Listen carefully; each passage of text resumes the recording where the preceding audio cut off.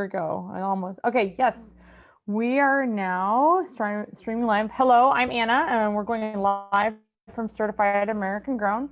Thank you for joining us on this series called Farmer Fridays, where every week we meet with different American flower and foliage farmers and get to know them a little bit better. This week we're meeting with Rene Van Wingerden of Ocean Breeze Farms in Carpinteria, California. How are you, Rene? Good afternoon, Anna. We're doing great, even though there's no sunshine today. It's a little overcast, but we've been working very hard for our Mother's Day. It's, our most look forward holiday of the year, and hopefully it's the most profitable one for us. It's looking good so far. So. Yeah. So we wanted to go live from the greenhouses, but as with many farms, the Wi-Fi signal is not so great out in the fields. So we get a little virtual taste with your background of you've got mums there.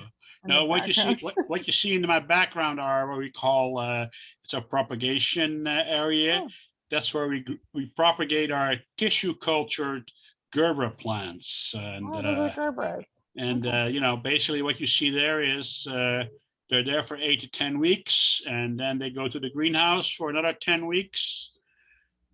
And then we pick a few. In another 10 weeks, we finally start picking commercial, what do you call it?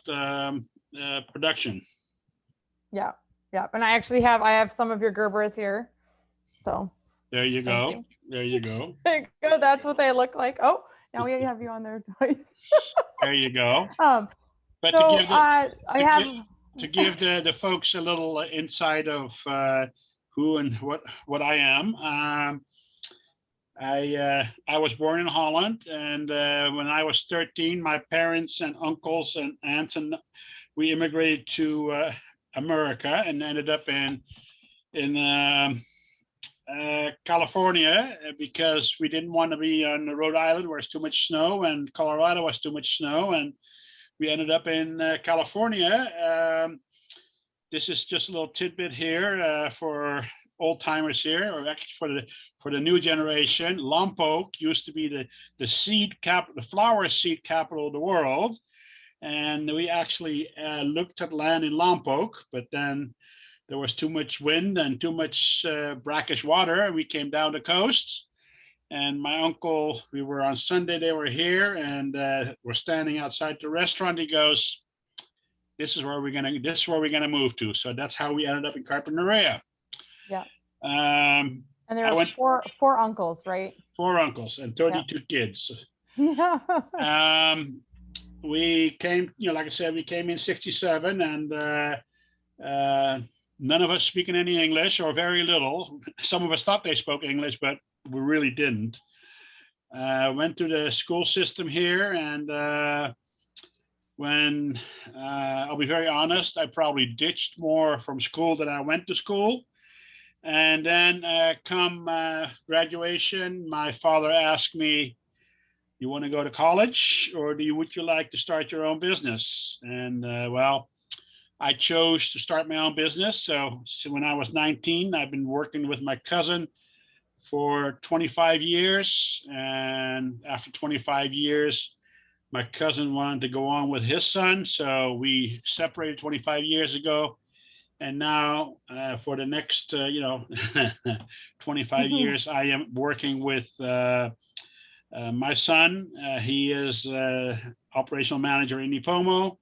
And my 2 nieces, that is Casey and Cagney.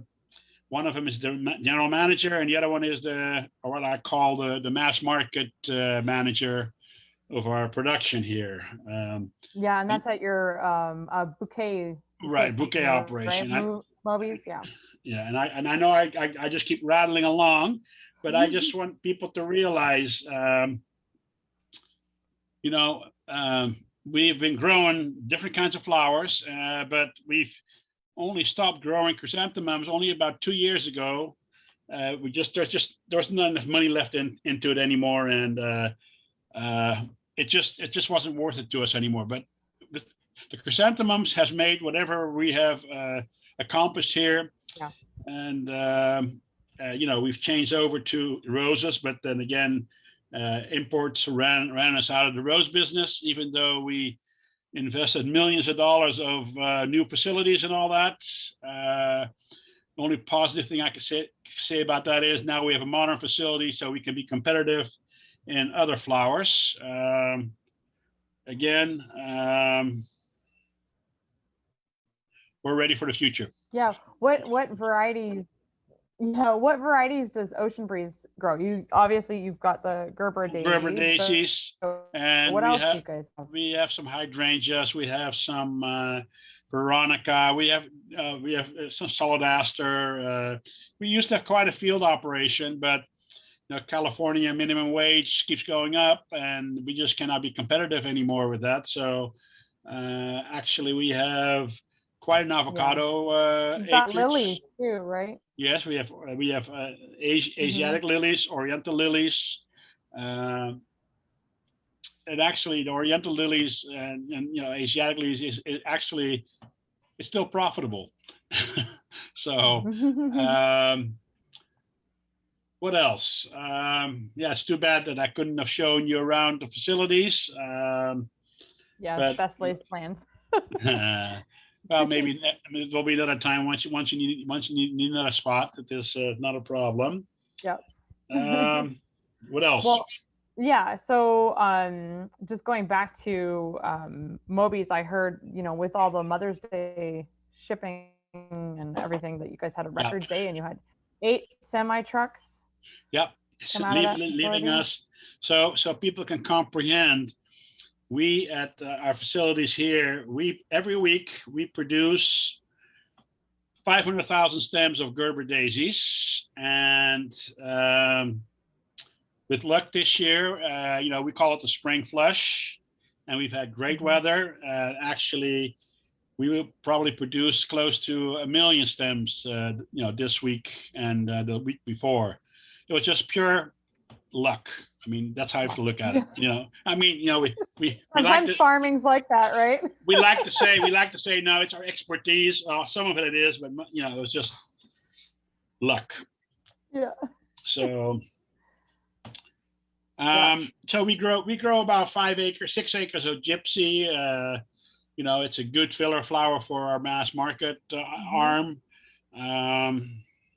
What else? We do buy a lot of local California product. Like we buy all of our greens come out of San Diego. We supply a little bit ourselves, but most of them are from San Diego. We do cymbidiums in our mass market bouquet, which are sourced locally. Neighbors, right? Yeah, sourced locally. We try to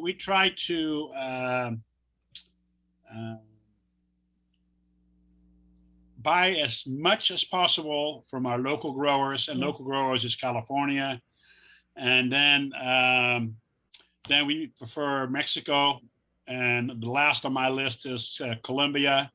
Again, they haven't always played fair, so that they're not on my good list. Let's put it that way. So you've got a few different facilities. You've got one main one in Carpinteria and then another one in Arroyo Grande. What is the difference between what you're able to grow at each facility? Is that strategic or? It is. Nipomo, whatever you call it. Arroyo Grande. Yeah. Arroyo Grande.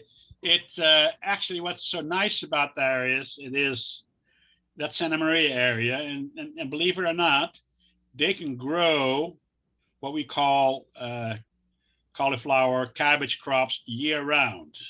And in order to do that, you need cold nights. And that's what we have over there. We have cold nights, and we're talking, 55 degrees, which is for us is perfect actually, because we have nice, warm, sunny days. And then we have the cold nights to bring the quality up. I mean, the plants work hard all day, photosynthesize everything. And then at night, it cools it down. It gives it a chance to really improve our quality. I mean, that's one of the reasons why we went there for our roses. We are growing Oriental lilies, which also is somewhat of a cold tolerant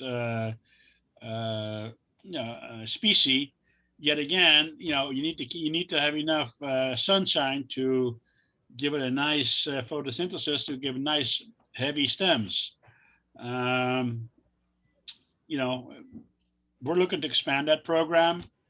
That's what we do in Nipomo. I mean, we have some hydrangeas and we're doing some peonies and all that kind of stuff just to kind of get our feet wet and Yeah. we Explore other options. yeah, and we do that all the time. It's like we spent a fortune on what we call the miniature calas, the different colors. Mhm. But again, it's the South American has what we call made a commodity out of something delicate and exquisite, and that's the whole problem with the importers. They don't know how to keep the prices up. Well, how can people buy your flowers? So, well, we you can pick our flowers up on the. I'm sorry to say, it used to be nationwide. They could pick them up at Trader Joe's, but at the moment you can purchase our product on the West Coast and Texas a little bit. Mm-hmm. So and that's the Gerber daisies, and they'll have the sleeve and the logo on it. Yeah, the Gerber daisies. But like I said, we also do bouquets, and we put the sunflowers in that. We grow some sunflowers, but when you're producing that many bouquets, we buy in from local people. That's what it comes down to. We just hooked up with I think it's I'm putting a plug in for them. We are what we call God, terrible. What is it called? It'll come to me in a little bit. Sorry. Yeah. That's 40. It's okay. That's 48 years of farming. Yeah. And then you're very involved with Certified American Grown with the formation, and you're on the board. Mm-hmm. What motivates you to be part of this movement? I really believe that the consumer needs to have options to, if they want to buy American grown, so they can buy American grown. I'm not saying they shouldn't buy imports, and I'm not saying that at all. But they need to know, yes, they're going to have to pay a little bit more for American grown because we have so many more rules and so many more regulations, and well, that needs to be paid for. And if we as a society only care about the bottom line, well, they can do that. They can buy imports if so desired. I am not ashamed to say that my product is more expensive. And that's all because of our great government, the rules and regulations. So it is, again. Yep, and you come with us to DC every year. Every year, and make sure they know our story. To me, this Certified American Grown is so important that we get a members in every congressional district. So when we go to Washington, D.C. to stand up for who we are, that when I'm talking somebody out of Maine, they would say, "Oh yeah, Mr. So and so is your constituents. We need your help to make the import honest." That's what it comes down to. It is again, I've been at this for 48 years, and I always used to say, don't worry about imports. We'll just work a little harder, we'll produce a little better, and we'll market a little better. Well, imports have gotten so cheap that you wonder how to make any money at it. So I always say, they're just dumping on us.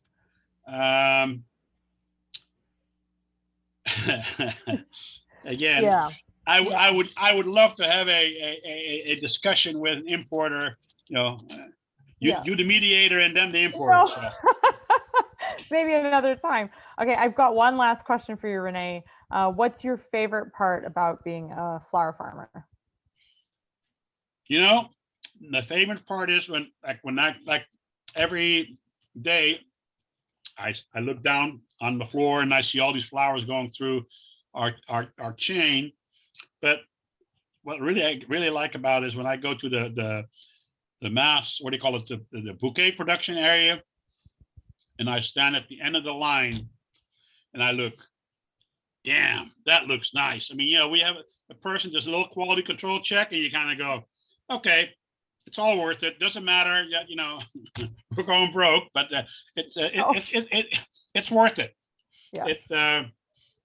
And I started my company with $8,000 in 1973, and we had one employee, and now we have 200 to 250 employees. Yeah. And I didn't make this company by myself. I mean, my employees helped me make it. Yes, I might have been the captain, but so now I continue doing it because I like it. I also believe I owe this to my employees, and I'll be doing this for as long as I live. Yeah. And I have put good bases in what do you call it? A good ground basis. I got the family members. We got Casey, Cagney, and Ivor. I have total faith in them. If I die tomorrow, then we would have a continuation of the dream. Yeah. Well, thank you, Rene. That's all we have the time for today. Okay. If you enjoyed watching this, check out the other series, and we'll be back next Friday. Right. And if you have any questions, just holler. Yep. All right. Bye.